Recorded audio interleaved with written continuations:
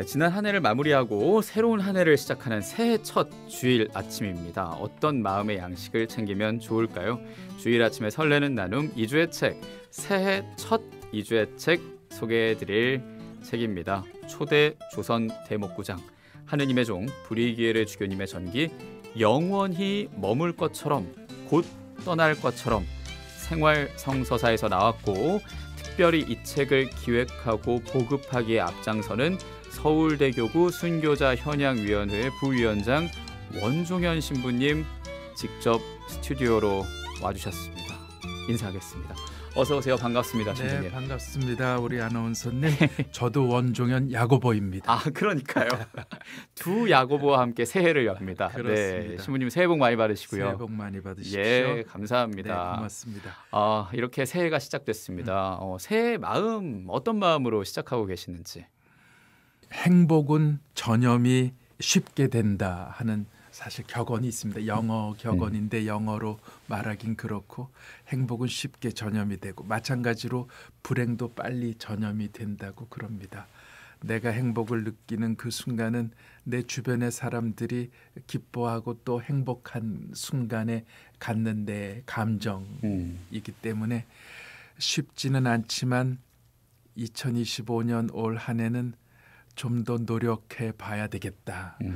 좀 더 사랑하고 좀 더 너그럽고 좀 더 관용적인 그런 사람으로 올 한 해를 살아가 보자. 주변의 행복을 위해서라도. 그럼 나도 행복하니까. 그런 마음으로 시작했는데 분명한 건 은총이 필요한 것 같습니다. 왜냐하면 인간사 자기 뜻대로 되는 건 아니어서. 예, 네. 맞습니다. 그래서 신부님을 모셨고, 네. 그래서 불이기엘의 주교님을 새해 이야기하려고 합니다. 고맙습니다. 예, 인간사 자기 뜻대로 되는 게 아니라서 주교님 뜻대로라면은 조선에 완전히 초반부터 오셨어야 됐거든요. 맞아요. 그렇죠. 예, 제가 오늘 프로그램 시작하면서부터 길에 대해 얘기를 했고, 네. 서성 있는 사람이냐 아니면 같이 가는 사람이냐 질문도 했습니다만, 그렇습니다. 지난 불이기엘의 주교 바로 알기 바로 살기 때 조한건 신부님을 모시고 인터뷰를 했어요. 네네. 그래서 그때 주교님 삶을 한번 저희가 2주의 책에서 짚긴 했지만, 네. 새해에 한 번 더 주교님을 기억할 필요가 있다. 네네. 그리고 지금 하느님의 종이신데 십옥시성을 위해 우리가 기도도 할 뿐더러 주교님의 삶과 영성을 우리가 따라가는 느낌으로 야고보 신부님 말씀하신 것처럼 행복을 전염시키게 선교의 열정을 기억하자라는 그런 생각? 네, 아주 예. 좋은 아이디어 같습니다. 그야말로 성경에 그런 말씀이 있잖아요. 촛불을 켜놓고 대박으로 덮어두는 이가 없다. 정말 복음이 내게 참으로 기쁜 소식이라면 그것을 외치지 않을 수가 없죠. 부르기에르 주교님의 선교의 열정은 아마 그 이후 많은 선교사들에게 또는 그 후대의 신앙인들에게 그런 신앙의 열정을 갖게 하기에 충분한 분 같다고 여겨집니다. 예, 그래요. 그래서 신부님을 모셨고 이 새해 첫 2주의 책에 하느님의 종 불이기엘의 주교님을 얘기하려고 합니다. 네. 100원 드는 문자 샵 1053 무료 빵톡 열려 있고요. 오늘 소개하는 영원히 머물 것처럼 곧 떠날 것처럼 이 책은 여러분께 새해 선물로 드립니다. 그러니까 꼭 성함과 주소까지 붙여서 참여해 주시면 되겠습니다. 자, 지금 제 손에 이 영원히 머물 것처럼 곧 떠날 것처럼이 있습니다. 네. 예, 우선 이 책이 어떤 책인지 신부님께서 소개를 간단하게 해주시죠. 네, 이 책은 1835년 선종하신 초대 조선 대목구장 부르기에르 주교님을 기리기 위해 그분의 고국인 프랑스에서 1938년 출간한 전기를 번역한 책입니다. 주교님의 삶과 신앙을 담고 있습니다. 조선의 복음화를 위해 온 삶을 바친 주교님의 발자취를 깊이 새기게 하는 소중한 자료이기도 합니다. 네, 그런데 이번엔 특별히 서울대교구 순교자 현양위원회가 생활성서사와 함께 기획을 했습니다. 네. 예, 어떤 경위로 또 어떤 동기로 이 책을 기획하게 되셨는지. 이미 잘 아실 것 같습니다. 청취자 여러분들께서도 초대 조선 대목구장으로 한국 천주교회 역사에 큰 발자취를 남기신 부르기에르 주교님이십니다. 수많은 고난과 갈등 속에서도 복음화를 위한 열정으로 모든 어려움을 이겨내셨고 미지의 땅에서 스스로의 길을 개척하며 주님의 사랑을 실천하신 분입니다. 예. 지금 현재 부르기에르 주교님의 시복이 본격적으로 추진이 되고 있습니다. 1835년 마가자에서 선종하신 지 187년 만인 2022년 10월 한국 천주교 주교회의가 만장일치로 서울대교구 주관에 시복 추진을 승인하였고 2023년 1월 교황청도 시복 재판 관할권을 저희 서울대교구로 이전하는 요청을 승인했습니다. 그래요? 네, 이와 같은 해 그 교황청의 조사에서도 시복 추진에 장애가 없음을 확인받았고 최근에는 교구 단계에서 예비 심사를 시작했습니다. 기쁜 소식입니다. 네네. 그래서 정말 그분의 삶과 사명, 오늘 우리 교회가 본받아야 할 신앙의 귀감이 아닐 수 없는데 때문에 순교자 현양위원회에서는 이 책이 부르기에르 주교님의 헌신과 신앙을 깊이 묵상하는 계기가 되었으면 좋겠다는 마음, 더 나아가 우리 신앙을 새롭게 다지고 복음화의 길을 굳건히 하는데 영감을 주기를 소망하면서 그분의 전기 번역서인 영원히 머물 것처럼 곧 떠날 것처럼 을 발간하게 되었습니다. 아울러 그분 시복 시성 과정에 유용한 자료로 활용되어지기를 기대해 보고 있습니다. 네, 그래요. 그리고 무엇보다 이 책으로 우리가 주교님을 다시 한번 기억하면 좋겠습니다. 네, 그렇습니다. 예, 주교님의 우리나라를 생각하는 마음, 그걸 우리가 함께 가지면 좋겠다는 생각도 들고요. 왜냐하면 그 책 초반에 이런 부분이 있어요. 우리나라, 그러니까 조선 선교지 가엾 쓴 신입 교우들이 버려진 상태에 있다는 것이라는 것. 그 가엾게 여긴다는 그 마음이 새해를 시작하면서 우리 국민들이 우리나라를 생각했을 때 이렇게 생각할 수도 있지 않을까. 워낙 연말에 큰 일이 있었고 그 다음에 이 한반도에 좀 안정, 평화, 그리고 다시 한번 하나 되길 바라는 마음을 가지는 마음으로 새해를 맞았거든요. 게다가 지난 제주항공 여객기 사고로 어제까지 국가 애도 기간이기도 했고요. 그러니까 새해 우리가 우리 자신을 좀 가엾게 여기고 그리고 기쁜 소식을 만들어가고 또 주교님처럼 전하려고 노력했으면 좋겠다는 생각도 하게 되는 거죠. 그리고 그런 마음과 감성이 브리기에르 주교 바로 알기 바로 살기와 전 다른 점이라고 생각해요. 제목부터가 약간 감성적이지 않습니까? 영원히 머물 것처럼 곧 떠날 것처럼. 그러니까요. 책 표지도 그렇고 참 아름다운 명화로 알고 있는데 제가 절두산 성지에서 이 책이 이제 막 출간되어지고 지난 12월 17일 날 구요비 주교님과 이제 사제단이 공동으로 이제 봉정식이라는 걸 가졌어요. 그러면서 이제 순례 오신 많은 분들한테 이 책의 제목을 이야기하면서 책 제목이 참 아름답죠 하고서 이제 물었더니 다들 저를 보고 웃어요. 그래서 제가 누가 이 제목을 지었지요? 그랬더니 이제 원종현 신부라고. 그래서 근데 다들 그러다 보니까 이 책이 나오자마자 사실상 읽혀지는 분들이 이제 꽤 있으신가 봐요. 정말 감사한 건 어떤 독지가 한 분이 이제 100만 원을 저희 절두산 순교 성지에 봉헌하시면서 영원히 머물 것처럼 곧 떠날 것처럼이라는 이 책을 지금 수인의 몸으로 있는 저기 교정사목, 교정사목에서 돌봐야 할 많은 영혼들에게 이 부르기에르 주교님 성교의 열정 또 신앙을 읽혀질 수 있도록 하면 좋겠다고 그래서 기증을 하셔서 책을 다 보내드렸어요. 아주 우리 저기 진행자께서 말씀하시는 것처럼 제목이 일단 좀 먹고 들어간다 해야 되나 그런 것 같아요. 맞습니다. 예, 그 감성 그리고 열정도 느껴지고요. 예, 그래요. 그래서 우리가 작년에 만났던 브리기에르 주교 바로 알기 바로 살기와는 좀 그런 차이점이 있는 것 같은데 이 책이 저는 번역본인 걸로 알고 있습니다. 앞서 간단하게도 말씀을 해주셨습니다만 본래 이 책을 누가 쓰셨는지. 이 책은 까미우 브루동클이라고 하는 신부님이 쓰셨는데 브르기에르 주교님의 후손이랍니다. 1938년 이 책의 출간 당시에 오드 교구 폐장 본당의 주임 신부로 계셨는데 신부님이 생각할 때 브르기에르 주교님의 성덕을 널리 알리고 또 그분의 정말 조선 선교에 미친 공로를 언젠가 귀히 여길 날을 정말 선포하게 될 것을 희망하면서 이 영웅적인 선교사였던 브르기에르 주교님의 전기를 스스로 집필했다고 합니다. 그래서 기존에 나왔던 책들 이제 잘 아시겠습니다만 여행기가 있고 서한집이 있죠. 예, 그렇죠. 근데 이건 대부분 이제 브르기에르 주교님 사목 중심의 글들로 나열되어 있고 이제 브르기에르 주교님 바로 알기도 이제 그 내용들 가운데서 이제 대부분 추스려진 그렇죠. 좀 발췌해서 없지 않습니다만 이 책은 프랑스어로 된 원전의 번역본이고 그러다 보니까 브르기에르 주교님 생애 전반을 두루 다루는 거죠.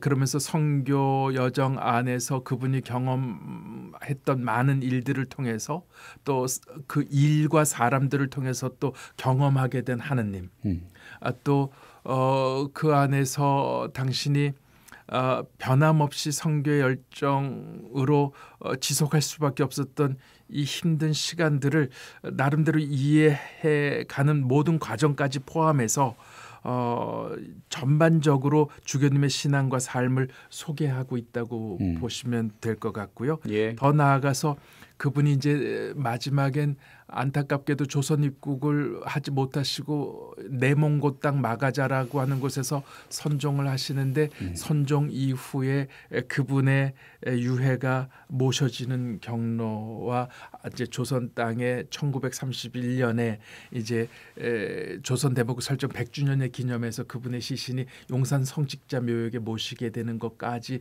해서 전반적인 내용을 다 다루고 있으니까 그런 면에 있어서 크게 도움이 되어질 것 같고 여지껏 알려지지 않았던 부분들도 소개가 되는 것 같습니다. 예, 맞습니다. 제가 이 책을 누가 썼는지 저자를 여쭤봤는데 네네. 이 책의 전반적인 내용까지 다 말씀을 해주시니까 네네. 벌써 이 책을 다 읽은 것 같은 느낌도. 사실 내용이 복잡할 것 같지만 한 사람의 일생이 오로지 하나의 열정 안에 하나의 길을 가고 또 오로지 한 분이신 하느님만을 향한 삶이고 보니 어떻게 보면 힘든 여정이지만 복잡한 보다도 저는 이 책을 읽으면서 오히려 단순하게 느껴졌습니다. 그래서 사실상 많은 독자분들도 읽게 되어지면 당분간은 이분을 잊지 않고 오랫동안 각자의 신앙생활 안에 브르기에르 주교님과 동행하는 느낌을 가질 것 같아요. 그렇네요. 네네. 예, 지금 새해잖아요. 네. 그럼 우리가 새해 계획 세우잖아요. 그러면서 세울 수 있는 것 중에 하나가 냉담교우들은 이제 성당 한번 가자. 이렇게 할 수 있잖아요. 네네. 근데 미사가 끝나면 이렇게 얘기하잖아요.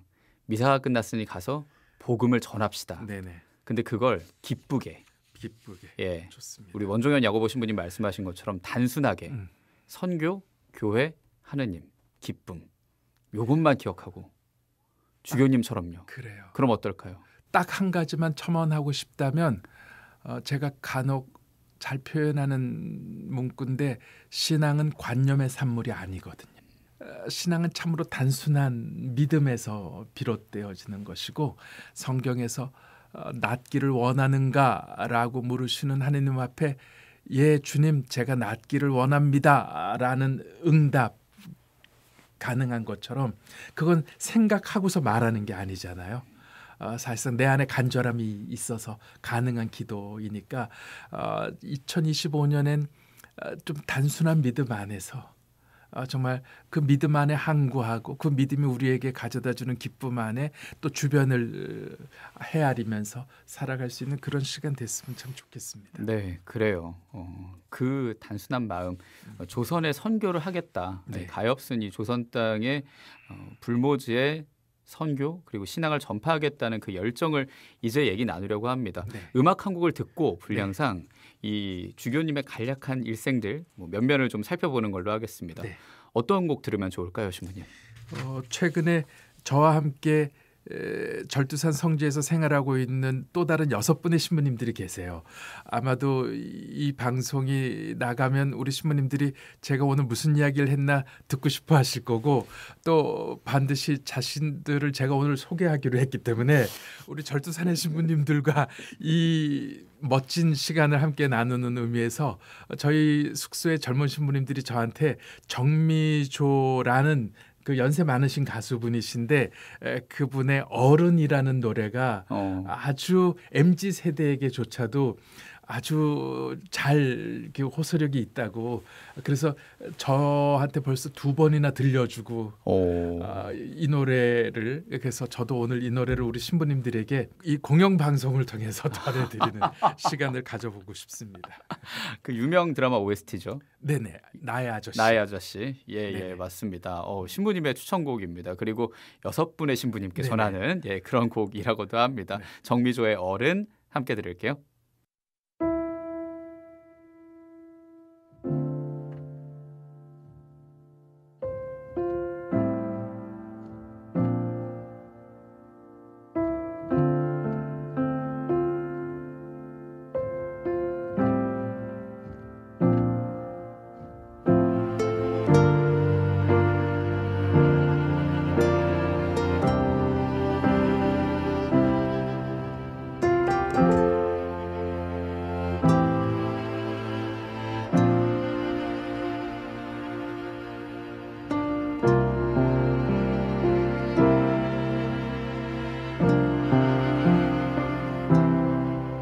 고단한 하루 끝에 떨구는 눈물,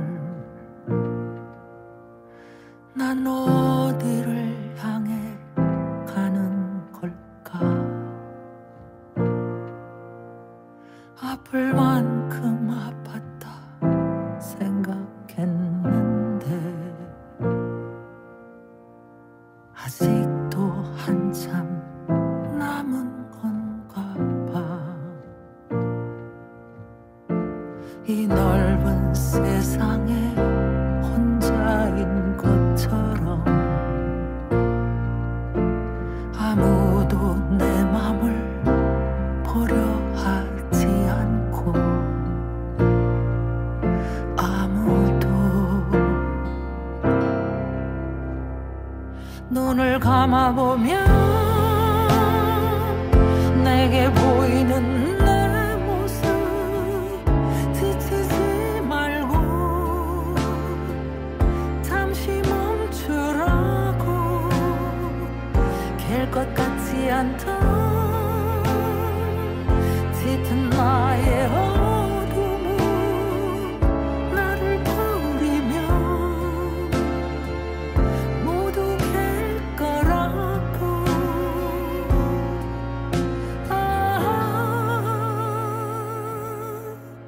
웃는 사람들 틈에 이 방처럼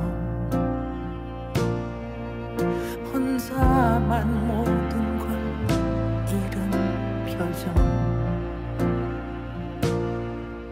정신없이 한참을 뛰었던 걸까?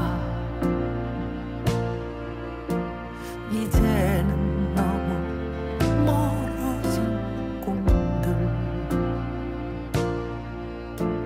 이 오랜 슬픔이 그치기는 할까? 언젠가 한 번쯤 따스한 햇살이 내릴까? 나는 내가 되고 별은 영원히 빛나고 잠들지 않는 꿈을 꾸고 있어. 바보 같은 나는 내가 될 수 없던 걸 눈을 뜨고야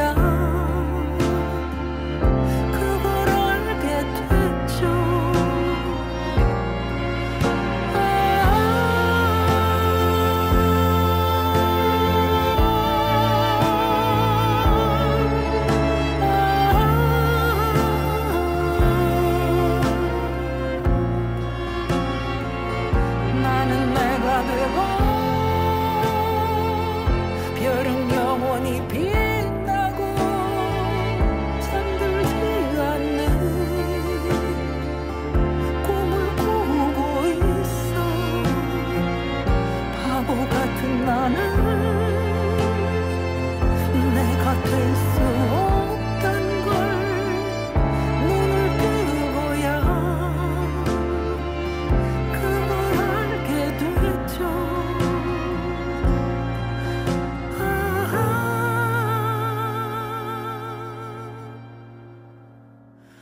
어떤 날 어떤 시간 어떤 곳에서 나의 작은 세상은 웃어줄까.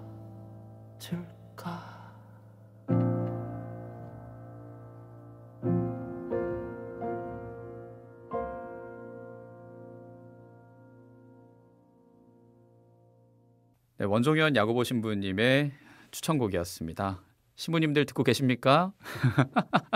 절두산에서 함께 들으실 거란 생각을 하면서 정미조의 어른, 나의 아저씨 OST 중에 한 곡 들었고요. 자, 오늘 2주의 책, 2025년 첫 2주의 책이기도 합니다. 영원히 머물 것처럼, 곧 떠날 것처럼. 생활성서사에서 출간했고요. 이 서울대교구 순교자 현양위원회가 기획했습니다. 초대 조선대목구장 브리게이르 주교 전기, 이 책을 중심으로 무엇보다 브리게이르 주교님을 기억하고 있어요. 지금 부위원장이신 원종현 야고보 신부님과 함께하고 있고요. 우리 주교님의 간략한 일생 신부님께서 좀 짚어주신다면? 우선 정말 아무것도 모르시는 분들을 위해서는 짤막하게라도 그분의 탄생과 성장을 이야기를 드려야 될 것 같습니다. 1792년 프랑스 남부 레삭이라고 하는 곳에서 태어나셨고요. 그 시기는 프랑스 혁명이 번지기 시작했던 무렵이었습니다. 그것이 아마 브르기에르라고 하는 한 사람의 일생에도 미친 영향이 컸을 거라고 생각이 들고 그래서 1805년 13살 어린 나이에 카르카손에서 신학교에 입학했는데 그 당시는 이제 소신학교 중학생 때 들어가는 셈이죠. 한국으로 치면. 그리고 소신학교를 들어가서 대신학교를 졸업하고 이제 사제가 되어집니다. 1815년 사제 서품을 받으셨는데 이때 나이가 23살, 굉장히 어린 나이죠. 예, 그렇군요. 사실 저희 나라에 들어온 초기 선교사들 대부분이 사실상 사제 서품을 받고 막 입국하신 분들이 있으세요. 그분들이 다 23, 24, 25 너무나 청춘이었던 거예요. 대학교 4학년이에요. 네, 우리나라로 치면 그렇죠. 그러니까 말입니다. 그러니 옛 사람들이 훨씬 더 성숙되어졌다고도 볼 수 있는데. 그러니까 말입니다. 뭐 남자로 치면 이제 복학생이거든요. 그렇죠. 그리고 나서 1815년에 23살 나이에 서품을 받으셨는데 재밌는 건 10년 당신 고향 땅에서 사제로서의 소임을 다 하시고요. 뭐 소신학교 교사도 하셨고 대신학교 교수도 하셨고 참사회 임원이 되기도 하셨고 그런데 떡하니 정말 예수님 나이 33살인 1825년에 파리 외방정교회에 입회를 하는 거예요. 부모님을 속여서 했다고 부모님을 합니다. 속여서요.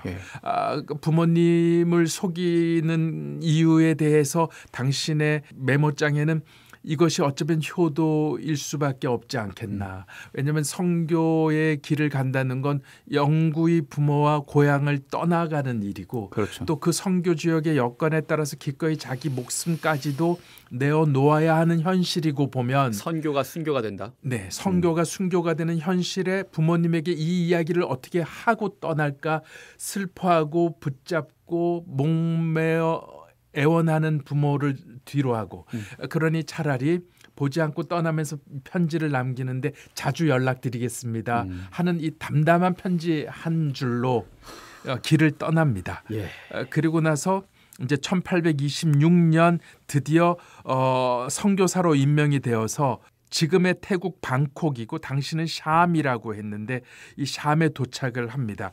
이 프랑스 보르도라고 하는 남쪽 항구에서 이 태국 방콕에 이르는 길이 그분 여정의 첫 번째 여행길인데 보르도 항에서 출발해서 그야말로 방콕에 도착하는 기간이 총 1년 4개월의 대장정입니다. 그러니까 배를 타고 떠나는 건데 남아프리카 희망봉을 거쳐서 인도네시아 자카르타, 마카오, 말레이시아 페낭, 방콕에 이르기까지. 놀라운 건 총 1년 4개월의 대장정 속에서 말레이시아에서 방콕까지는 5개월을 밀림을 걸어서 통과해야 하는데 밀림이요? 5개월을 밀림을 걸어서 통과하니 부르기에르 주교님의 일기안을 보면 한 걸음 한 걸음이 이 길을 걷는다는 것 자체가 마치 이승에서 연옥을 경험하는 것 같다고 썼어요. 그럼에도 불구하고 방콕을 가고 방콕에 도착하면서 이 정말로 힘든 경험 속에서도 또 은인들을 만나겠죠. 예. 다양한 사람들을 통해서 또 하느님의 구원의 손길을 경험하고 끝내 방콕에 이르러 선교사로서의 당신 소임을 하는데 지금 말씀드렸던 몇몇 나라들이 마치 제가 서울에 있으면서 인천 수원 정도를 다니듯이 다 당신 사목구예요. 말레이시아 사목구이고 마카오 사목구이고 자카르타 사목구이고 근데 이게 지금은 비행기를 타고 다녀야 할 곳들이 어떻게 당신 일상의 사목이 지속되어져야 할 소임지일 수 있겠냐고요. 그러네요. 그러니 기가 막힌 거죠. 맞습니다. 진짜. 네. 와, 이 연옥을 체험할 정도였다고 하시니까 네네. 이 정도 여행을 떠났으면 두 번째 여행은 안 갈 것 같거든요. 남자도 군대 2번 간다 그러면 너무 힘들어하잖아요. 근데 네네. 보좌주교 서품 받고 조선으로 오는 여행, 와, 그게 보통 힘든 게 아니죠. 네, 주교 서품 때부터 이어주시죠. 그렇게 열심히 살아서인지 방콕의 선교사로 임명되어지고 난 뒤 불과 3년이 지났습니다. 3년이 지났는데 당시 태국 방콕의 본 교구장님이 연세가 많으셨던 분이세요. 그러니까 이제 후임 교구장을 정해야 되는데 부르기에르 주교님을 보좌 주교로 서품을 하시기를 원하셨고 의중을 먼저 말씀을 꺼내셨겠죠.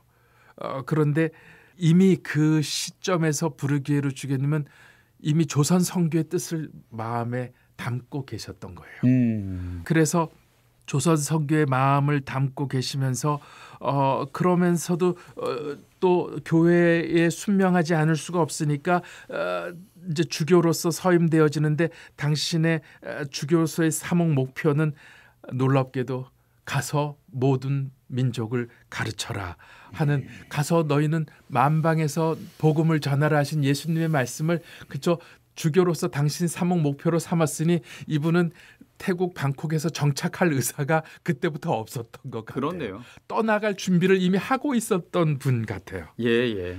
그렇게 되어졌고 마침 1831년에 조선 선교를 열망하고 있었던 사실을 알고 난 뒤에 그 당시 포교 성성장관이 카펠라리 추기경님이셨고 훗날 그레고리오 16세 교황이 되신 분이신데 이분을 조선 대목구장으로 이제 임명을 하시죠. 맞습니다. 그런데 이 임명의 소식은 1832년에 전달되어집니다.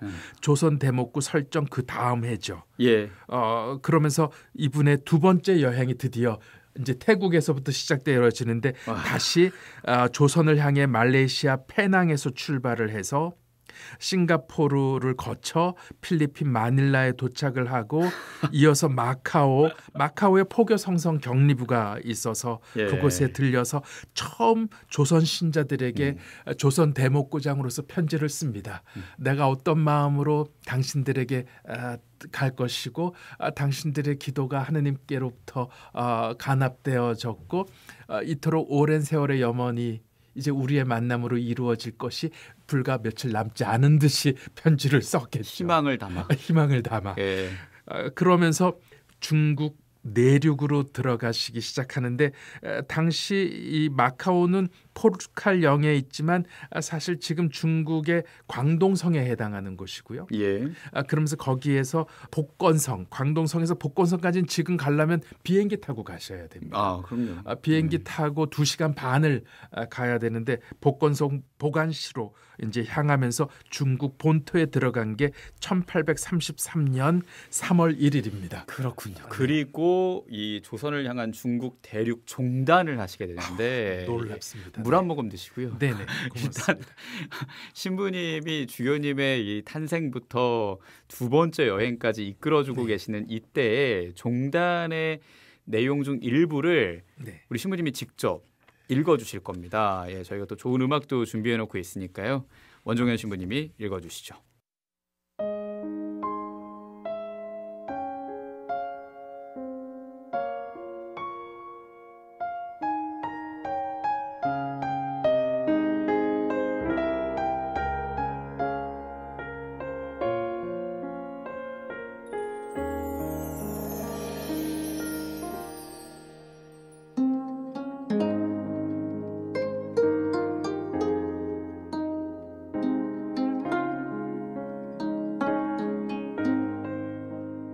잠시도 쉬지 않고 무려 40시간이나 걸었다.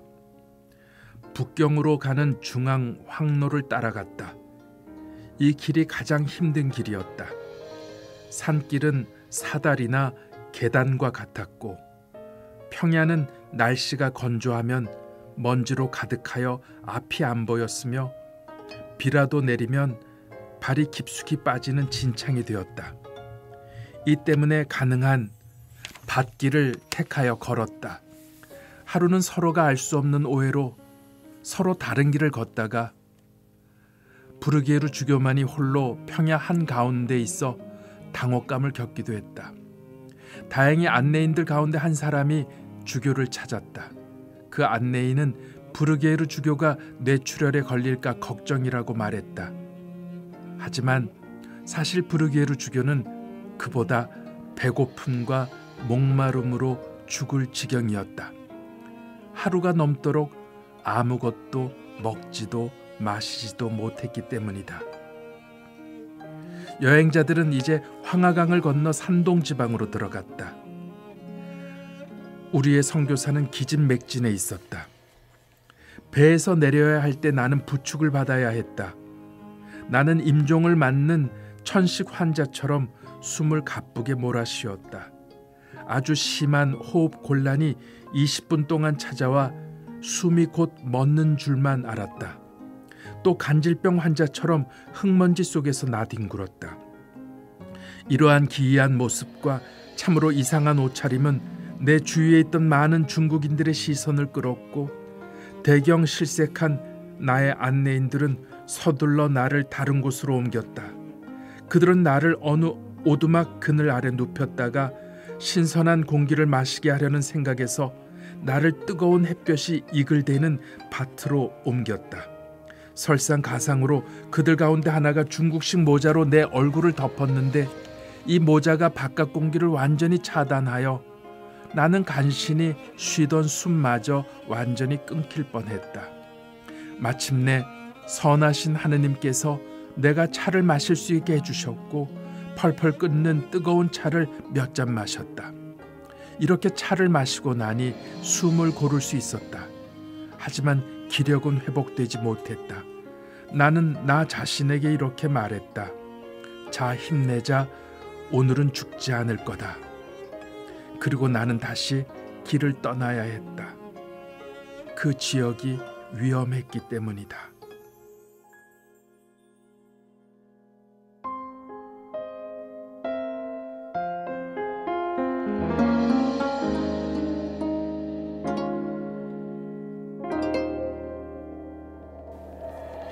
참 놀랍죠?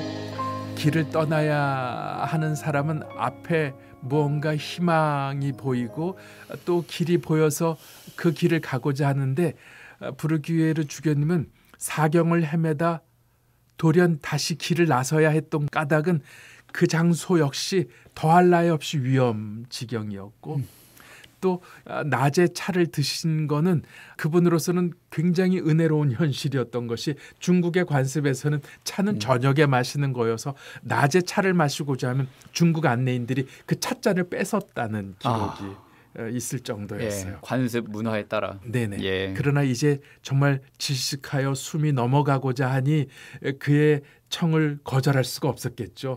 안내인들이 펄펄 끓는 물을 드렸는데 오히려 그것으로 가슴을 깔아앉히고 또 겨우 숨을 다시 내쉴 수 있었다 하니 들숨과 날숨이 우리네 삶이라고 그것만으로도 앞으로 갈 수 있었다는 사실이 참 놀랍고 예.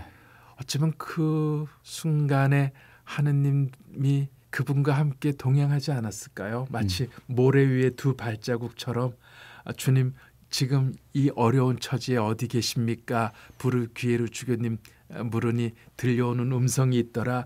너가 하도 힘들어 오늘은 내가 너를 업고 걸었다 하는 것처럼 때로는 그분을 업고 걷고 오늘은 내가 하도 내가 힘들어하기에 내 옆에서 함께 걸었다 하듯이 어느 날은 그분과 함께 길을 동행해 주셨을 거라고 봅니다. 그래서 그가 끝내 이 길을 지속했던 것이겠죠. 희망 없는 가운데 희망하는 것이 그리스도인의 참된 믿음이라고 바오로 사도 하신 말씀이 있습니다. 로마서에서 희망 없는 가운데서 도 희망하는 것.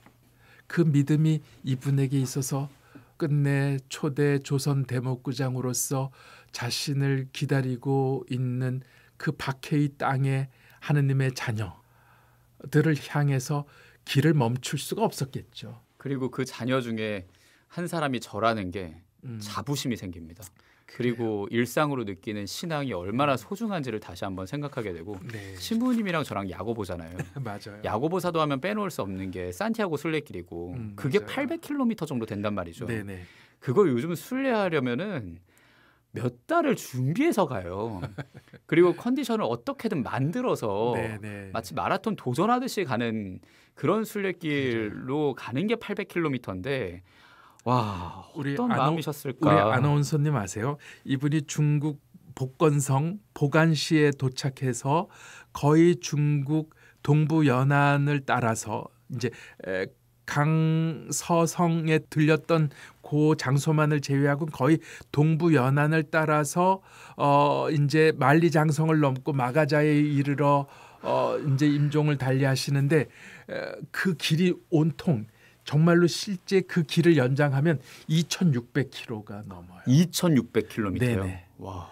그러니 지금 제 개인적인 경험으로 비행기를 타야 되고 중간에 고속전철을 타야 되고 그렇게 해서도 때로는 하루에 6시간, 7시간 버스를 타고 그러면서 8박 9일을 가요. 예.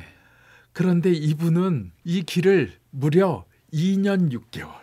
왜냐하면 1833년부터 3월부터 시작해서 1835년 10월 20일 날 운명을 달리하셨으니까 정확히 2년 6개월 동안 내내 걸으시고 내내 쪽배를 타고 풍랑에 휘말리시고 강동성에서 강서까지 양자강을 건너서 북경으로 들어가고자 하지만 그것이 여의치가 않으니까 강동에서 강서성까지는 화북 평야가 가로놓여 있는데 여기가 이 평야가 800km예요. 이거를 20일을 넘게 걸어서 도착을 하니 대단하죠. 그럼요. 예, 정말 지금 저희가 대단하죠. 말로 하기에는 너무 부족한 고통의 신비 그 자체이지 않았을까라는 네, 생각도 저는 네, 하게 네. 되는데 지금 간략하게 말씀해 주셨어요. 뭐 이 주님 곁으로 가시고 선종하실 때까지의 얘기를 해주셨으니까 나머지 내용은 우리 듣고 계시는 이주의 책 가족들 또 독자들이 이 책을 사서 네. 또 선물하면서 또 선물 받으면서 읽어주시면 좋겠고 특별히 야고보 신부님도 사목자로서 이 주교님의 삶을 보면서 느끼신 바가 있지 않을까 싶어요. 그 부분을 좀 간략하게 말씀을 해 주실까요?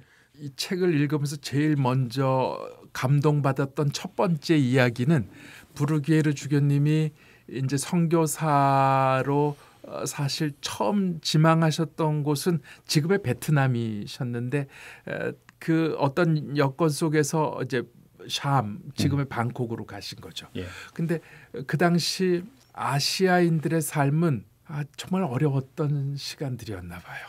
대항해 시대의 끝물이었고 상당수 국가들이 유럽의 식민지화되어져 있고 그런데 이 부르기에르 주교님이 쓰신 일기의 내용을 보면 아이고 죽어가는 어린아이들에게 세례를 주는데 그 수가 무려 1,600명이었다는 거예요. 가장 당신의 일기 한 대목을 그대로 읽어드리면 이 책 110페이지에 나옵니다. 가장 심혈을 기울인 일은 죽을 위험에 처한 외교인 아이들에게 세례를 주는 일이었다. 그래서 1827년 12월 1일자 편지에 몇 달 동안 비신자 자녀 1,500명 이상에게 세례를 주었고 그 이듬해인 1828년 1월 28일자 편지에는 짧은 사도 방문을 통해 세례 준 아이들이 무려 1,600명이었다. 이 말인즉 샴에서 어린아이 1,600명에게 종부 성사를 줬다는 뜻이에요. 그러니 길에서 죽어가는 그 수많은 어린아이들을 외면할 수가 없었던 거죠. 그 현실이 왜 그렇게 되었는가를 설명할 수는 없겠지만 삶 자체가 너무나 척박했던 것이겠죠.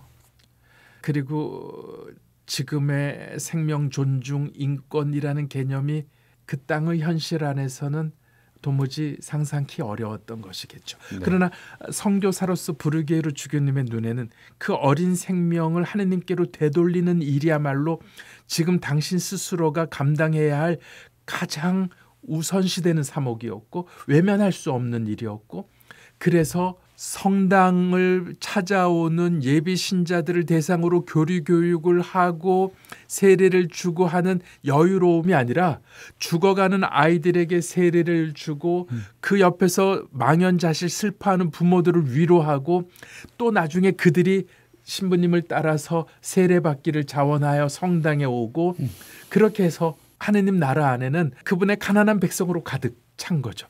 루카복음 초기에 예수님께서 유대인의 회당에서 두루마기를 펼치시고 가난한 이들에게 복음을 전하라고 했던 것처럼 부르게르 주교님은 온몸으로 그걸 실천하신 분이세요. 그래서 사목자가 복음을 전하기 위해서 달리 가려야 할 현실은 없겠다. 하느님의 자녀가 있는 곳 어디에든 또 하느님이 가고자 하는 어느 곳이든 그분의 손과 발이 되어줘야 하니 이런 표현이 있습니다. 과연 수도자란 또는 사제란 무엇하는 사람이뇨? 그 수 발을 천히 여기며 닳도록 사는 사람이다. 부르게르 주교님은 우리에게 저 같은 사제에게 그와 같은 모범을 선엄적으로 보여주신 분이라고 해도 과언이 아닐 것 같습니다. 네. 그리고 예수님을 따르는 분이고요. 그렇죠. 그야말로 우리가 그렇죠.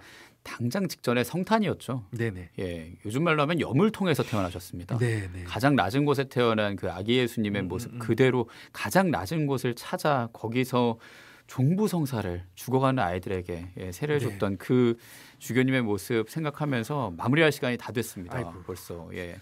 앞서 말씀드렸다시피 영원히 머물 것처럼 곧 떠날 것처럼의 자세한 이 책의 내용이 있으니까 여러분 꼭 읽어보시면 좋겠고요. 정리 말씀해 주시죠. 네. 부르게르 주교님 시복시성을 염원하면서 또 한편 시복시성에 요구되어지는 마땅한 그분에 관한 자료를 그분의 정기를 통해서 소개하고 이해하고자 하는 일련의 노력도 책을 발간한 이유 중에 하나입니다.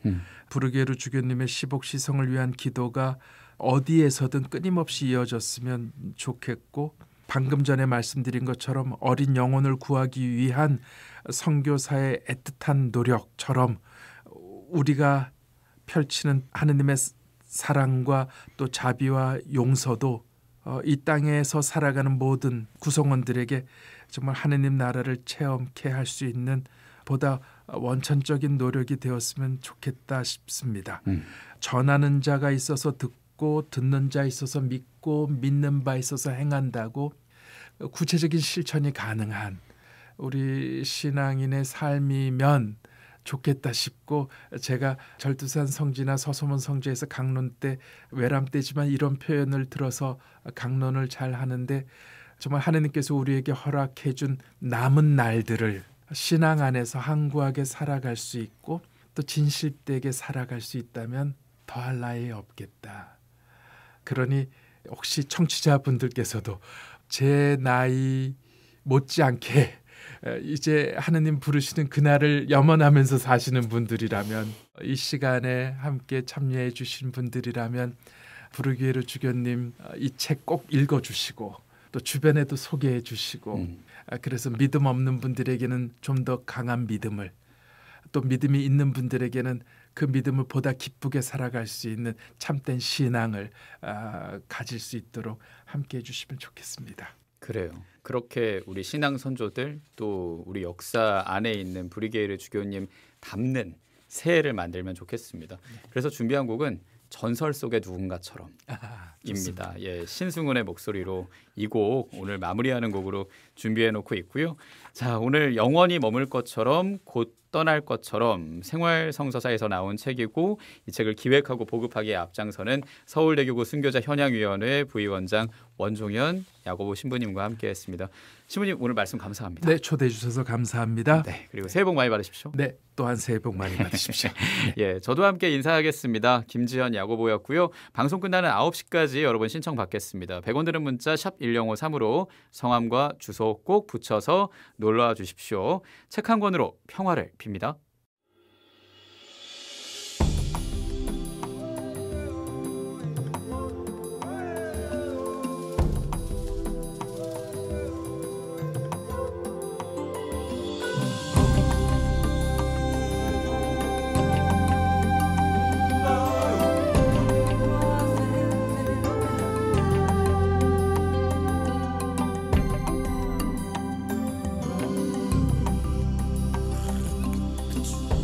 거울 속의 그대 모습을 바라본 적 있는가 부끄럽지 않은 삶인가 뜨거운 눈물 흘려본 적 언젠가 누굴 위해 살아왔는가 여긴 지금 어딘가 어릴 적 그대의 꿈들은 그저 그대가 만든 소설이었나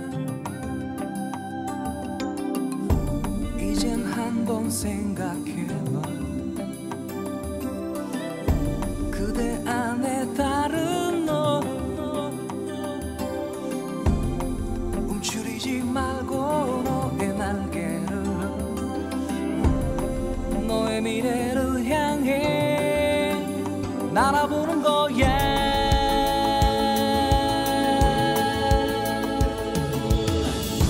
아주 작은 새의 몸짓도 이 세상 봄이 오무하게 하는데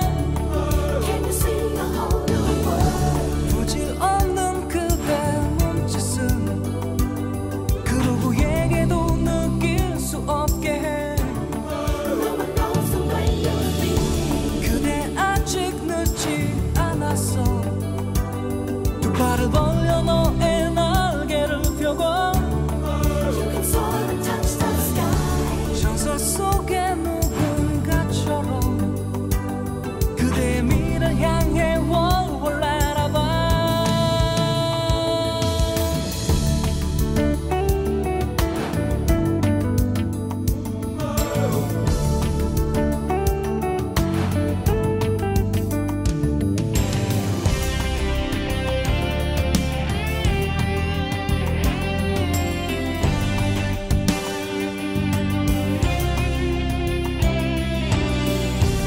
이젠 한번 생각해봐 그대 안에 다른 너 움츠리지 말고 너의 날개를 너의 미래를 향해